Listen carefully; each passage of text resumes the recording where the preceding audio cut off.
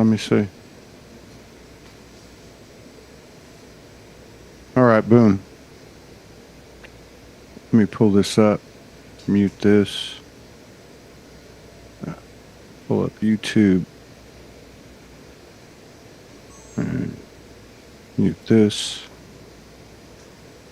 All right. All right. We're ready to go? Ready? All right. We got a special show tonight. A special spiritual soul session. It's a combination of visual artistry, a visual artist by the name of John Nine, over near Manhattan Beach in El Segundo, California. I really don't know. It's a typical Soulology style. We'll just make it up as we go. Spontaneous, intuitive, creative, imaginative, and depending on what John and I talk about, courageous, the virtues of the I Am Soul. We'll have a little bit of music after we talk for a little bit. But yeah, I just met John Nine, the visual artist. He's joining us from his creation, the House of Gongs, and there's a lot of really cool stuff over there. I understand there's there's a lot of toys over there. I'm going to let him explain that all to us, but John Nine, welcome to Soulology. It's nice to have you here. Thank you for coming in and sharing space with us and honoring us with your presence. Well, thank you very much, and I am honored to be here. Well, it's an honor to have you here. All I can say is the energy coming from the House of Gongs is amazing, and not just the visual behind you, but even the gongs themselves look like they're from other planets. What's the story behind? What's the story of John Nine? The story, the gongology. House of Gongs. Yeah.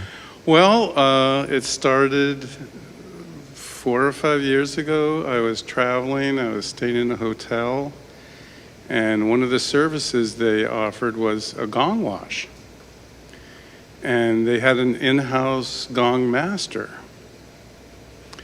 And I said, well, I'm going to have to try that. And I went down and lied down and had a 1-hour gong experience in which I completely left my body, traveled through the universe, had a very profound experience, and landed back on Earth. So a week later, I was back in Los Angeles, and I decided I need to get a gong. And once I had one gong, I needed to get a second gong, and on and on and on. So we're up to 9 gongs now. And what I discovered was, in case you can't tell, I work with a lot of technology. I work with multiple screens, immersive environments. And when I try and reach people through technology, it sometimes is very complicated. Things don't go as planned, or the impact isn't what you would like. But when I came to work with gongs, I discovered that all I needed was a piece of metal and a stick. And that's the level of the technology, yet it has the ability to move people in very interesting and profound ways. And there are lots of studies done about gongs and lots of books being written and people prognosticating about the effect of the gongs. And there's a lot to be explored there and a lot of knowledge. And in fact, ties, and I've already had a couple of very deep conversations along those lines dealing with the subject of frequencies and the sound fields that gongs create. But I kind of take a very non-scientific approach to explaining gongs, and it's very simple.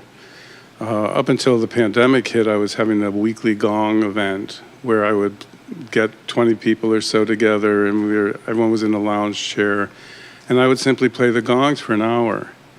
And my thoroughly scientific observation was that everyone who left those sessions was smiling. So that's my scientific analysis of the power of gongs. And on top of that, I've had so many people say to me they had, they were traveling outside their body. They, had an encounter with their mother. They, had physical sensations. One woman told me it felt like her chest was made of glass and it shattered. It's a really interesting instrument, and it's also an instrument that's got a lot of history. There are gongs that are said to be thought to be 16,000 years old. So it's literally one of the earliest types of technology, and it's still with us, and it hasn't really changed much. So now, after about a year of really exploring the gongs, the pandemic hit. And so I shut down the House of Gong and just played the gongs for myself, which was a whole other experience. And I took my relationship with the gongs to another level. And now it's time to kind of reopen the House of Gong and get some energy back in here. And I'm so grateful for Ty and for Caesar, who's here, who introduced me to Ty, because already the energy vortex is opening up here, and we did some recording last night that was just spectacular, and then in a little bit we'll see what we can create for you today. Wow. Yeah. Well, Ty's got 6 of them in Sedona in his studio. And I spent most of the last 6 months of last year over there, and probably of the nights or the days that I was in Sedona, I probably slept in the studio maybe 25 or 30% of the time, because I just tended to work late. And I do that. But yeah, you can I've been relate, there, right? done that, yeah. Yeah. So, but what would happen is, as we all have our lives away from our creative, our creative work, and just life itself or whatever, I would get a bit stressed at times. And, I like to go for walks, and sometimes that wouldn't work it out. So I would just walk into the gong room and, I would just get one of those things and I would just hit the gong one time and lay down. And that's all it would take. Nice. And, yeah, it was real nice. And it was nice too, because other times I would play, I might hit each one of them once or twice, and then let that those added frequencies of each gong kind of fill the room and just lay there. And there's something to be said for it. There's no doubt about it. So I'm anxious to see what we get into today. Tell us, you're John 9 visual artist. I mean, and there's some hellacious visuals going on right now. I feel like I'm back in the old days doing plant medicine. But well, funny you should mention that. I got very involved with plant medicine and traveled down to Peru a couple times, and ever since I started that relationship, I've been looking for ways to recreate that experience in digital media for people who will never really have another opportunity to experience it. So the patterns you're looking at now, these are a step along the way. What's happened in the last year for me is I discovered, like everyone else, artificial intelligence. And so now I'm using AI to generate the imagery. A step along the way. And it's opened up a whole new world. But I'm hoarding those visuals. I'm going to save them all up and then have some kind of a big opening and start sharing them. So what you're saying is that you're creating visuals that simulate or emulate your experiences with plant medicine? Not only create the visuals, but put them into an entirely structured experience. Because, every plant medicine experience has a shape to it. And ideally, in my opinion, based on my experience, the shape should be like a nice mountaintop, Mount Fuji or something, where you start out, you're climbing the mountain, it's getting a little more arduous, you fight your way through, you get to the top of the mountain, you have a transformational experience, and then you come back down the mountain and back into the village or your life and get reintegrated into it through this transformational matrix. Well, So if I can accomplish that in visuals and sound, using indigenous cultural memes, I guess would be one way to say it, then I think we have the opportunity to go beyond entertainment and into some kind of transformational experience that I think people would enjoy and benefit from. wow, this is intense. It's like an extrapolation of hanging out with Ty. So, okay, I have a couple of questions. One is, I mean, anyone that's, I think, seriously goes into plant medicine with, with the intent of expanding consciousness, understands that the plant medicine itself has a consciousness, and it's, for me, it's no different than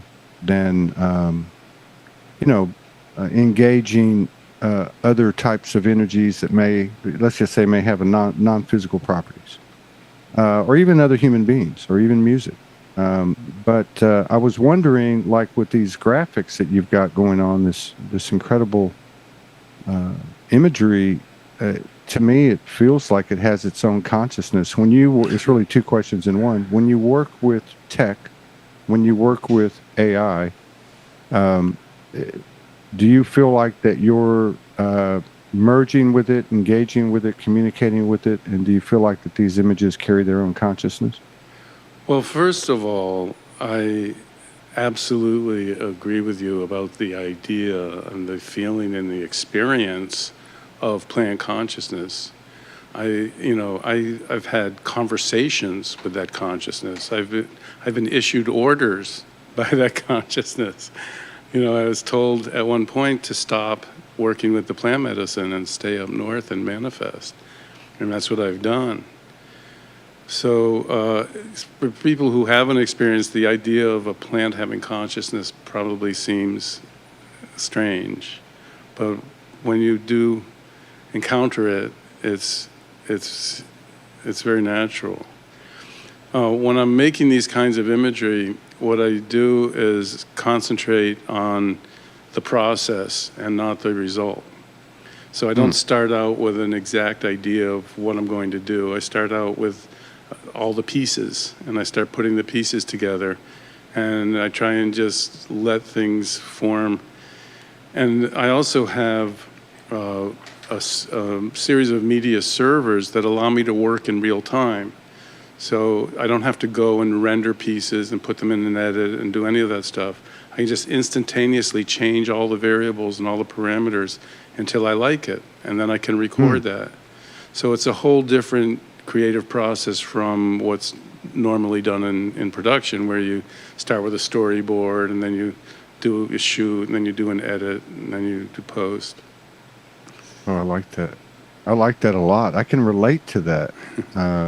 Energetically speaking, even though I haven't done what you're doing, I like the idea of you're basically kind of it's improvisational, and there is that spontaneous, creative, intuitive part of it, and so you just keep on riding the pony until it feels just right. That's really cool. That's exactly right. And then what I'll do is I'll take material like this, and then I put it on a video wall with, like the one I'm looking at right there that has 24 screens on it. Now I have the opportunity to manipulate it again and maybe mix it with other files and put different images onto different parts of the matrix. And what I've been discovering is that you can use a matrix of multiple streams of video to do traditional storytelling. And I believe that that is the format of entertainment, that's what we're evolving towards, and that that's going to be the next paradigm for not just entertainment, but communication and information delivery. Yeah, I received a download in 2014 that had to do with Solji, that it was explained to me that there would be a new genre, and Hmm. somehow or another we would be a part of it. That obviously involved co-creation and collaboration, but that it was taking as many frequencies as possible and blending them together in a spontaneous atmosphere, which is what I'm looking at, and listening to. But then also, I think so important what you said, the term storytelling, Hmm. because aside from any of the books or even the sacred texts, I mean, nothing is 100%. And the oral tradition, the oral history, in all its in all of its faces, is really where it's at, and more than in any case for me, it's in the present moment. So when Ty and I get together, as we've been getting together for a year now, I mean, it's just kind of evolved into this spontaneous speaking and melody, and we might come up with a theme, but there, like you said, there's no storyboard, there's no structure. You just, what's on your mind today, and what are you feeling today, and then everything starts coming into play, and I love it because you've got music, you've got the spontaneity, the improvisational part of it, you got the lyrical, you got melody, you've got silence, you've got different sounds and instruments, and then when you take the visuals, because the last 2 weeks he has put visuals to it utilizing AI. Hmm. And the I'm pretty good because I've been doing this for a long, long time. I've done about 6,000 video productions, and Hmm. so I'm kind of a numbers freak, and I watch the metrics, both in the energetic field, I guess you could say, but also in the linear field. And I noticed that the traction with the addition of the visuals was really, really powerful these last 2 weeks. So this is no mistake. Like my grandmother said, everything happens in threes. So this is the third time with some element of visuals. So this is going to be really interesting. Well, three threes are nine. Yeah, I'm yeah, just saying. yeah. That's why I know the Syllogy Fest in December is going to be dope because it's the third one. So yeah, three What's six that all nine's about? huge. What's the What's that? festival all about? I'm sorry. What? What's the festival all about? Well, the festival is very much what we're talking about. Yeah. We did the first one in Sedona, in 2021, and we didn't follow a traditional path. We did have some well-known people, but 50% of the stage time. Well, we did a couple of things different. We didn't have any breaks. There was always something going on the stage. We had a bandstand, or we had a musical set up at all times for Mm. anyone that needed it. And so we always kept it moving. If you wanted to go get a sandwich, you just go get a sandwich, and the show kept going. And there were speakers throughout the facility or the property, so you could hear it if you were on the other side of it. Um, so right from the get go, it was 50% of the stage time would be, we just make it up as we go.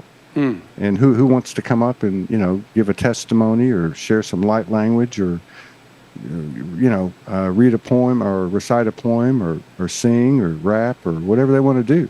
Hmm.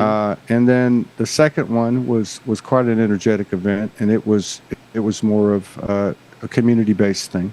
And this one, the theme is everybody is a star. So rather than having keynote speakers or uh, key performers, everyone that comes is a presenter and a performer. I love that. So everybody is a star is the theme for it. Hmm. And yeah, and so we've done this with Sology over the years. Before we started doing festivals, we would roll into town. We would put out a couple of posts on social media and tell everybody, hey, we're going to have a mic and a few instruments, and come on down and let's just see what happens. And 3 4 hours of fellowship, and people coming up, playing the didge or playing the harp, or just telling us their story, or sing, just all kinds of stuff happens. It's magical, the spontaneous. I'm not an accomplished musician, but back in the day when I was doing this in like 2015, 2016, out of my studio, which was just my house, and just broadcasting, by the seat of my pants. I've always written, so I started putting, just finding instrumentals and then speaking to the instrumentals, and then it went into melody and kind of a rap thing, and then I put visuals to it, and that was in my own way trying to reach for that, which you've taken to a whole other level, and Tide have taken to a whole other level. So I really feel like that, to answer your question, if I haven't, is Zoology Fest is really like a spontaneous jam. That's what it's like. Okay. It's like a drum circle, with a talking stick, and you just see what happens. And we've made some incredible magic over the years, and even like with Ty, because he's a musical savant. We have people sit in with us now and then, and wow, we just have some incredible things happen, and electrifying moments that when I was doing my thing, I think I did about 100. I called them Soul Speak music videos.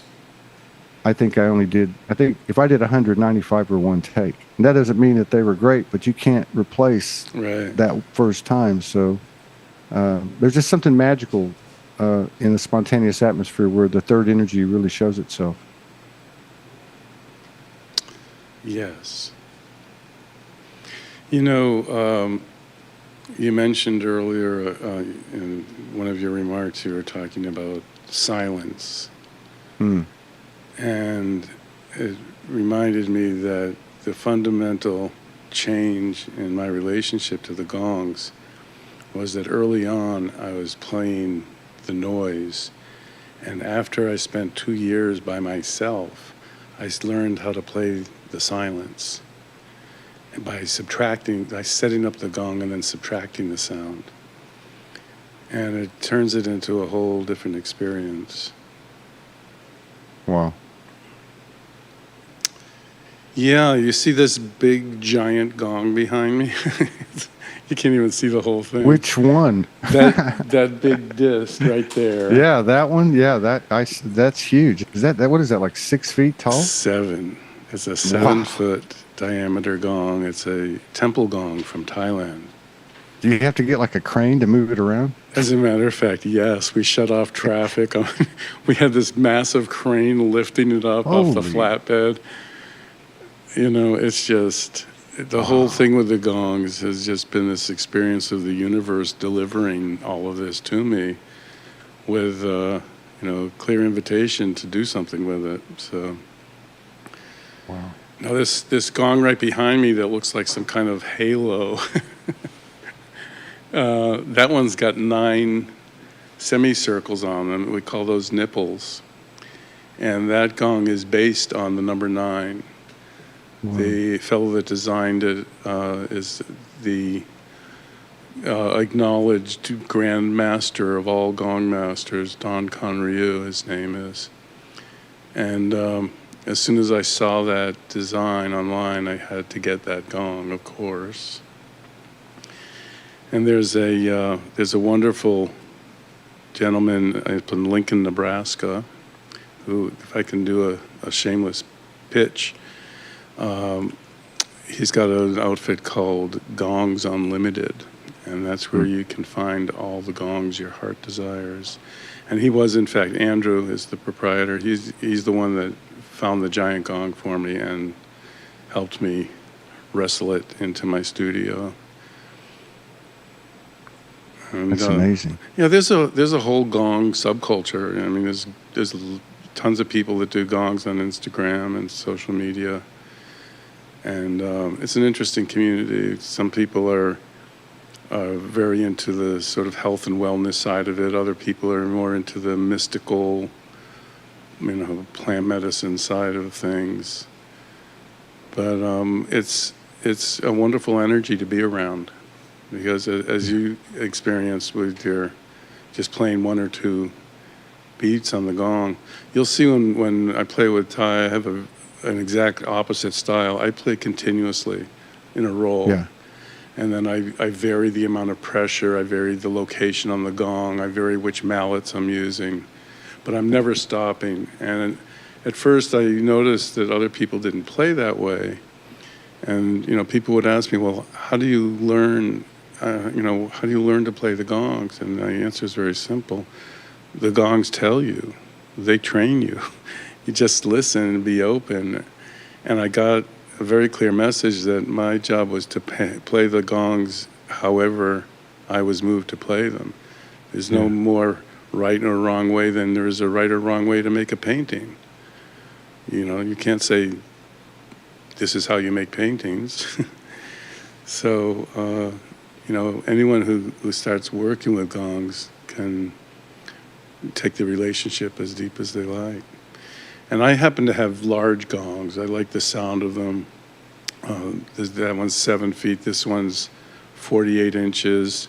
My little sunflower gong here is, I think that's 32 inches. I've got this 53-inch gong.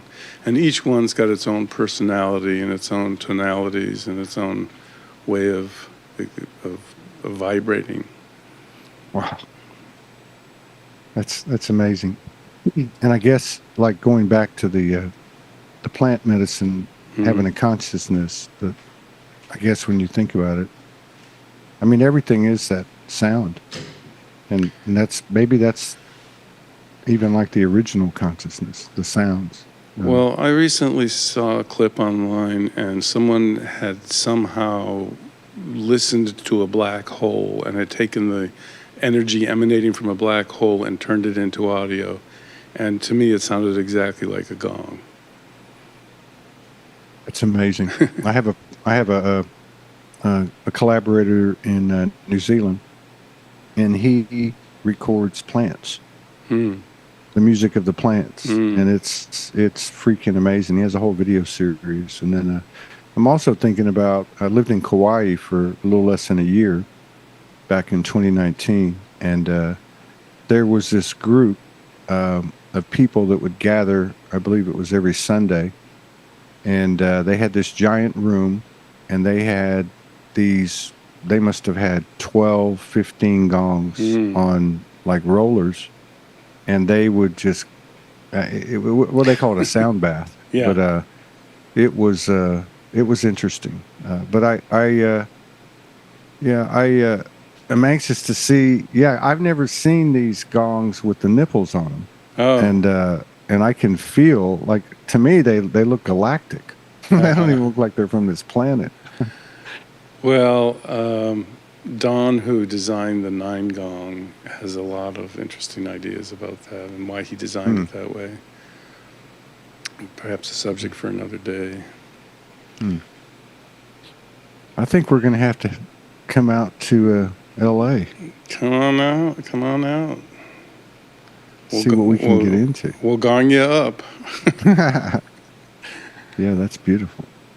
Yeah. Well, I got to say, meeting Ty has been a really a great pleasure, because he's just an incredible font of knowledge about things that I'm very curious about. Yeah. I mean, having to do with light and sound and energy and frequencies. Yeah.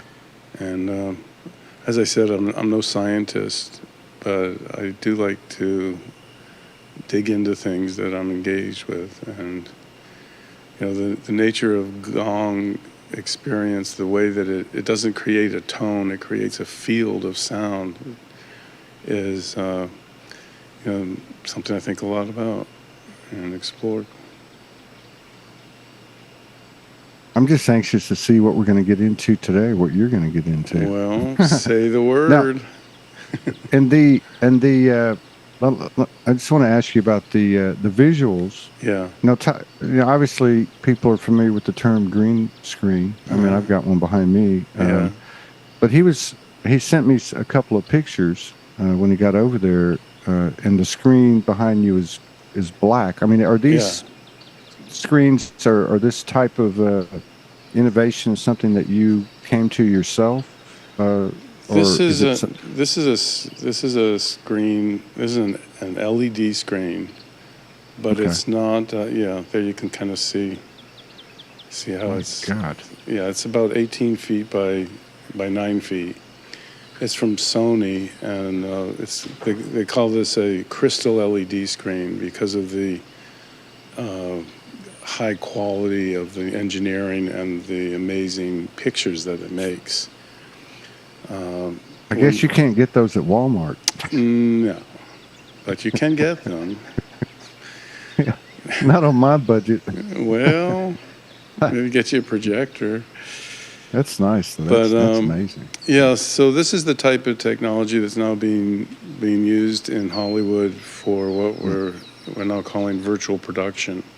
Mm. And that's where you have actors in front of it like a green screen, but instead of the green screen, you have a computer that's generating the visuals in real time according to the movements of the camera. So if the camera's panning or tracking or zooming, then the imagery that is behind it on the screen is moving and changing accordingly as though you're a real set of eyes looking at it. Yeah. And so what we've got here is kind of the miniature version of that. You know, the big, large stages, they'll have 40,000 pixels. We've got just a 4K image, but on a very gorgeous, spectacular piece of hardware. Yeah. And the other nice thing about it is now that I'm making all kinds of new art, because this piece you're looking at is about a year and a half old, but all the new AI art, when I put it on this screen, it's not only a high quality image, but it's large and it just really impacts you. So I've decided that the artwork I'm doing going forward is only going to be available on large screens. I'm not going to do like online art. I'm not going to do little NFT caricatures or something. But I'm working towards taking screens like this and embedding the art on it, and that will be my work. Wow. Because I think when you do work with higher quality technology, you have more of an opportunity to engage people. And especially these images, when you're in the studio, you can really see everything looks very three-dimensional and very rich. Yeah. And then driving it, I have these servers from a company called Hypnotizer. And a lot of what you're seeing is being generated in real time using random variables. So this background will never look the same again. This is being generated as we look at it. And that opens up all kinds of interesting possibilities. You can tweak the engine so that it's responding to, say, a dancer's movements or the sound of a voice or the flight of a bird or whatever you want to use as information to transform the visual components. Man, this is dope. I guess the only thing left is to see how the gongs fit with it, huh? Okay, I guess so. Yeah. Yeah, this is amazing. Yeah. Well, Ty, are we ready to roll?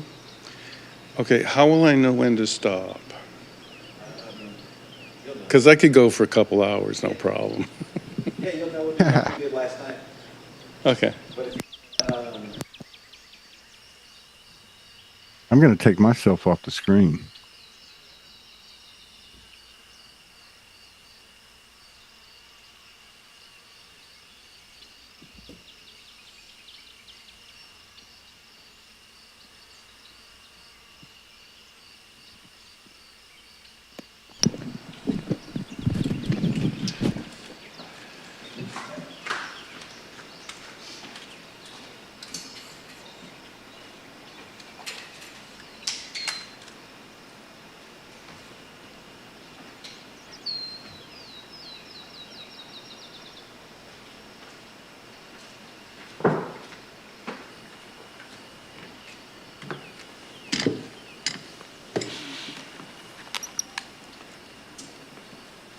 The big gong needs a big house.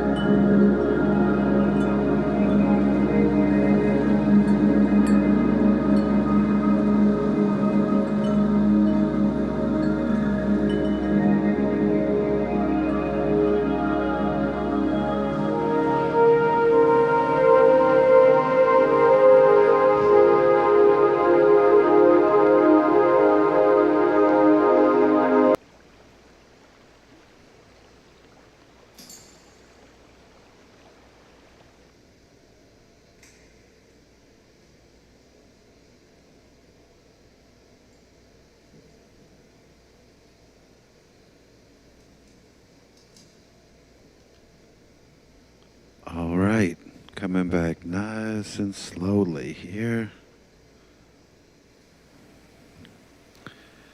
Let's see if we put Todd to sleep or not. I don't see Todd there. Let's see. You out there, Todd? There he is. Yeah, I'm here. There we go. Yeah. I had the luxury of having the Zoom. I was watching both. I was watching two of the platforms. I was watching YouTube and I was watching on Facebook. And I think the band of frequencies got so high it knocked it off. It was in and out, and then it totally dropped out of. Just gave up. Yeah, it just dropped out of YouTube, and but I think it's trying to bounce back in.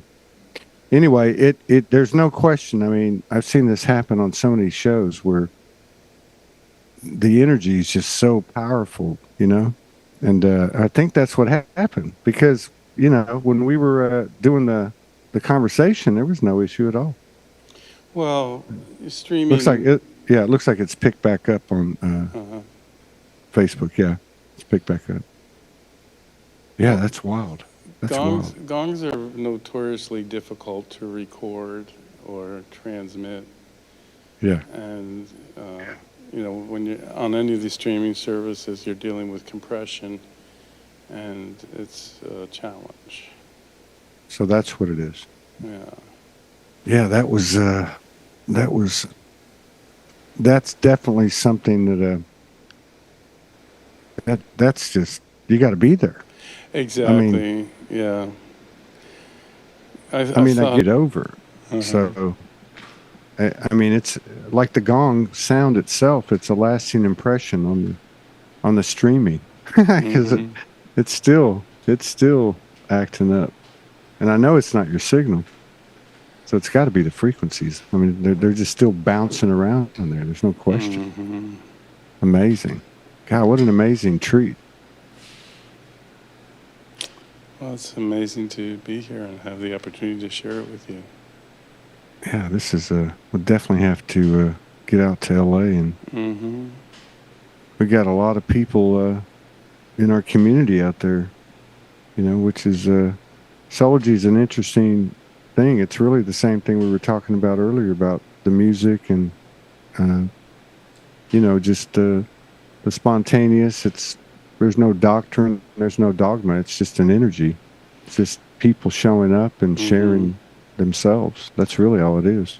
Well, I've been thinking about how to create a gong experience for a large crowd of people, like hundreds of people. Wow. Because just having one gong on the stage doesn't do it. And if you try and record that gong and reproduce it, you're really listening to the loudspeakers. You're not listening to the gong.